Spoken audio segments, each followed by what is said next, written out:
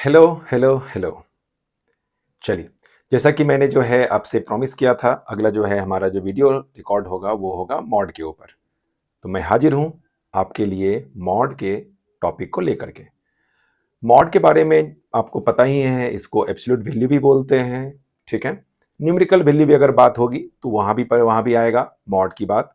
Numerical value मतलब अगर negative है कोई नंबर तो न्यूमेरिकल वैल्यू उसका क्या होगा, उसका नेगेटिव हटा करके, मतलब पॉजिटिव में।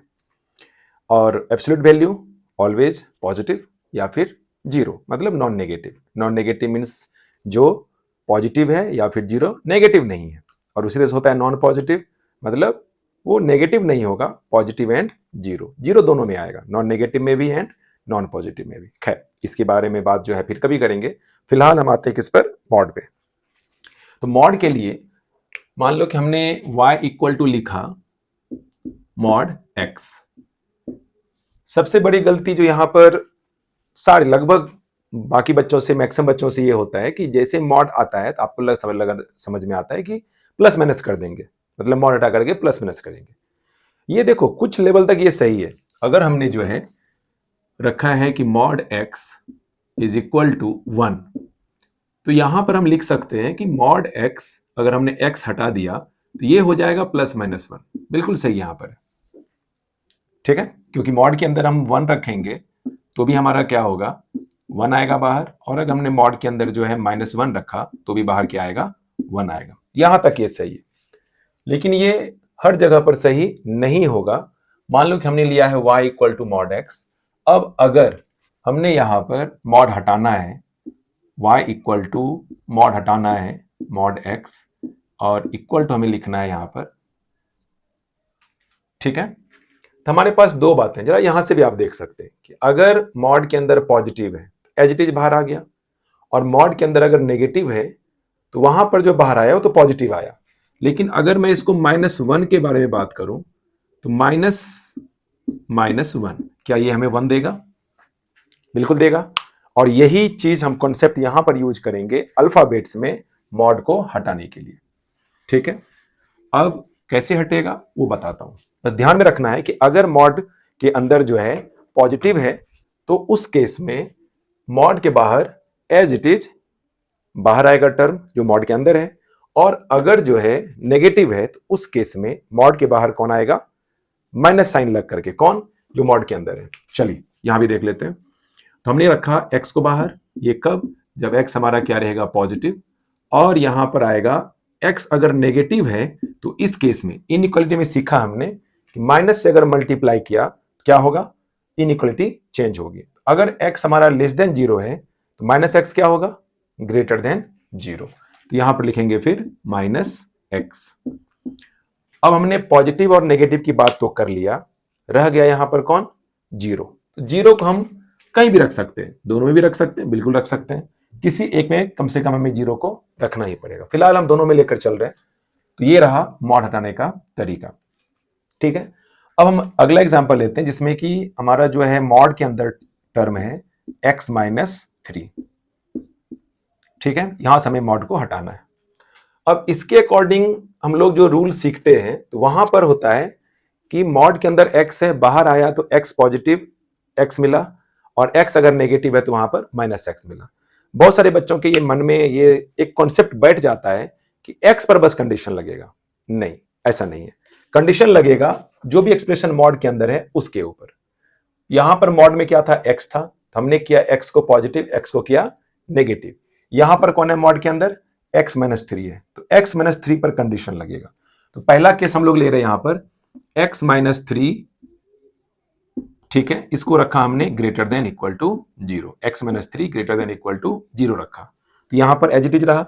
अगर यहीं पर दूसरा केस लेंगे कि जहां पर x-3 less than equal to zero है तो उस केस में बाहर लगेगा माइनस और रहेगा ये x-3। तो ये पहला स्टेप हम यही लेंगे मॉड हटाने के लिए। अब ये करने के बाद हमें आगे क्या करना है, तो हमें चाहिए फाइनली x पर कंडीशन, आखिरकार x क्या होगा। ठीक है, दोनों जगह पर। तो एक और स्टेप यहां पर हमें लिखना पड़ेगा। अब बोलोगे सर यहां क्यों नहीं किया, तो यहां x पर ही कंडीशन लगा डायरेक्टली, बट यहां पर अभी x-3 पर लगा हुआ है, हमें x चाहिए होगा। तो x-3 ये कब?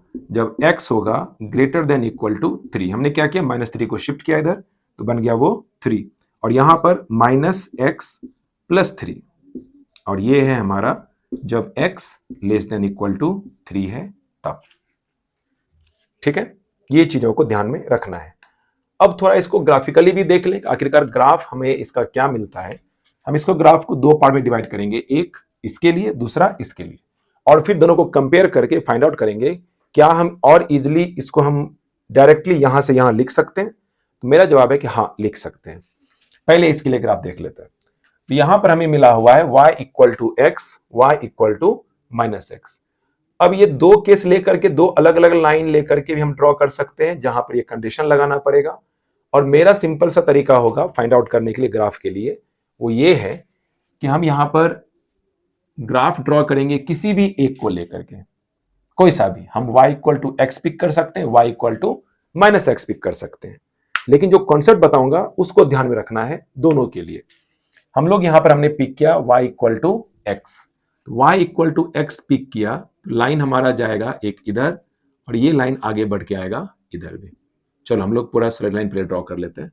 ये है y equal to x line, y equal to है मॉड x, इसका मतलब y कभी भी नेगेटिव नहीं होगा। और अगर यहां देखो तो x एक्सिस से नीचे आ गया है, तो y हो गया है नेगेटिव। अब होगा क्या कि जितना पोर्शन x एक्सिस से नीचे होगा वहां पर हमें लेना पड़ेगा उसका इमेज, किसके अबाउट? x एक्सिस के अबाउट हमें लेना पड़ेगा इमेज, इसका ध्यान रखना है। तो हम ये क्या करेंगे, इसको इमेज लेंगे x एक्सिस के अबाउट, लिया है इमेज। अब ये पोर्शन हमारा ग्राफ का नहीं है, तो फाइनल ग्राफ जो हमें मिला है वो है ये 0 यहां पर हुआ और इधर है। ये हमारा फाइनल ग्राफ हुआ किसका? y equal to mod x। हाँ, ये पार्ट अगर बोला जाएगा कि ये क्या है भाई, तो ये है y इक्वल टू एक्स, और इधर वाला पोर्शन क्या है, ये है y इक्वल टू -x। तो ये हम यहां पर बता सकते हैं। तो ये बना कॉन्सेप्ट जिसे हमें यूज करना है, और डायरेक्टली हम यहां पर यूज करेंगे बगैर कुछ सोचे समझे। तो यहां पर थोड़ा एक और बार मैं रिपीट कर देता हूं, एक और बार यहां पर सुन लो कि अगर x हमारा जो है कहां पर मॉड के अंदर का एक्सप्रेशन 0 हो रहा है, 0 पर, और ये रहा ओरिजिन, तो ओरिजिन से इसका क्या हुआ है, शेप चेंज हुआ है। ध्यान रखना यहां पर क्या बना है, शार्प कॉर्नर बना है इस चीजों का। तो ये कुछ बातें जो है कॉन्सेप्चुअल है, जिसको हमें ध्यान में रखना है। एक, जितना भी पोर्शन ग्राफ का आएगा एक्स एक्सिस से नीचे, उसका लेंगे मिरर इमेज, किसके अबाउट? एक्स एक्सिस के अबाउट। कहां पर से चेंज होगा? जहां पर मॉड के अंदर का एक्सप्रेशन 0 होगा। यहां पर x इक्वल टू 0 पर 0 हो रहा है, तो यहां पर 0 से चेंज हुआ है। अब यहां यूज करेंगे, कहां पर ये चेंज करेगा? जहां पर एक्सप्रेशन 0 हो रहा है। x -3 0 कहां पर होगा? x इक्वल टू 3 पर। ठीक है, तो पहला काम तो वही, कोई भी एक लाइन ड्रॉ करेंगे। हमारे पास यहां पर दो लाइन का ऑप्शन है, कौन कौन सा? हमारे पास ऑप्शन है y इक्वल टू x -3 का और y इक्वल टू 3 -x का। तो हम ड्रॉ करेंगे y इक्वल टू x -3 के लिए। तो ये इसके लिए हमें 2 पॉइंट चाहिए कोई भी लाइन ड्रॉ करने के लिए। y 0 करेंगे तो x इक्वल टू 3 मिलेगा, x इक्वल टू 3 इधर कहीं होगा, और फिर जब x 0 करेंगे तो y इक्वल टू होगा -3, इधर कहीं होगा। चलो एक लाइन ड्रॉ कर लेते हैं पहले। ये लाइन हो गया, इस तरह से जाएगा लाइन। ठीक है, अब यहां पर कॉन्सेप्ट अप्लाई क्या करेंगे कि भाई जो भी पोर्शन y एक्सिस से नीचे है उसका हमें चाहिए मिरर इमेज चाहिए। मिरर इमेज इसका इधर आ जाएगा। अब ये वाला पार्ट हमारा ग्राफ का एक्चुअल पार्ट ये नहीं है, इसको हम डॉटेड कर देंगे। ये जो पॉइंट है कौन सा है, ये 3,0 है, और ये जो पॉइंट मिला हमें 0,3 है। अगर इसी की बात हम लोग यहां अगर करें तो ये पॉइंट होता है 0,-3। अब आते हैं इस पर, आखिरकार जिस समय x अगर 0 किया, मॉड के अंदर क्या मिलेगा? -3। जो ये -3 मॉड के अंदर है, किस में कन्वर्ट हो जाएगा? -3 मॉड से बाहर आएगा तो 3 में कन्वर्ट हो गया। अब यहां भी आप देखो ध्यान से कि ये पार्ट भी शार्प कॉर्नर बन रहा है, जो कि यहां भी बन रहा था। तो शार्प एजेस कहां पर बना? जहां पर टर्म 0 हो रहा है। अब रही बात कि क्या ये हर एक फंक्शन पे, हर एक जो है मॉड के ऊपर अप्लाई होगा? नहीं। जहां मॉड इफेक्टिव है वहां अप्लाई होगा, जहां मॉड इफेक्टिव नहीं है वहां पर अप्लाई बिल्कुल भी नहीं होगा, इसका ध्यान में रखना है। तो ये बातें कुछ है जो हमें ध्यान में रखनी है। बाकी एक और एग्जांपल ले लेते हैं जो भी मैंने बताया उसके रिगार्डिंग। तो वो है कि हमने यूज किया कि क्या ये हर जगह पर अप्लाई होगा, तो नहीं। अगर हमने मॉड के अंदर रखा है एक्स स्क्वायर को, ठीक है, तो यहां पर मॉड यूजलेस है। वजह, ये जो हमने लगा दिया है मॉड, क्योंकि एक्स स्क्वायर नेगेटिव किसी भी रियल के लिए नहीं होगा, नहीं होगा, सबको मालूम है ये। तो इसके लिए ये मॉड का कोई इंपॉर्टेंस नहीं है, डायरेक्टली क्या हो जाएगा ये एक्स स्क्वायर। तो यहां पर मॉड यूजलेस है पूरी तरह से, इसका ध्यान में रखना है। इस पर चर्चा भी हम करेंगे अभी, क्योंकि अभी हमने मॉड के अंदर रखा है सिर्फ लीनियर को। तो समझ में आ गया होगा कि अगला टॉपिक हमारा होगा मॉड के अंदर अगर क्वाड्रेटिक है या अदर कोई इक्वेशन है तो वहां पर मॉड हम अप्लाई कैसे करेंगे, किस केस में क्या लेंगे। जो मिलते हैं नेक्स्ट वीडियो में इन सब टॉपिक के साथ।